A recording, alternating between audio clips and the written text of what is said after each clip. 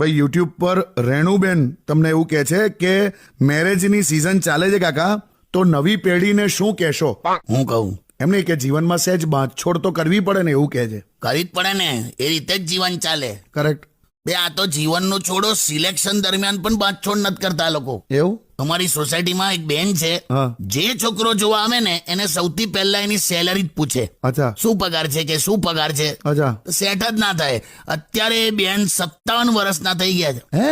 હજુ સુધર્યા નહીં. પણ હવે તો કોણ જોવા આવે? અરે કોક આવી જાય ને તો એને શું પૂછે, શું પેન્શન શું છે, કે હવે તમારું પેન્શન શું છે. હવે પેન્શન પૂછે છે? હાલ નહીં ઉતરતા. પણ અત્યારે કેવું છે કાકા, હા, છોકરીઓને ઇન્ડિપેન્ડન્ટ રહેવું છે. ઇન્ડિપેન્ડન્ટ બનવા માંગતી મહિલાઓ હંમેશા કામવાળી પર ડિપેન્ડન્ટ હોય છે. લાયા એટલે ટાઈમ પર મેરેજ કરી લો એમ. કરેક્ટ. મેરે બાબુને થાના થાયા ઇઝ ટેમ્પરરી, અને ઢાંકીને મૂકી છે જમી લેજો ઇઝ પરમેનન્ટ.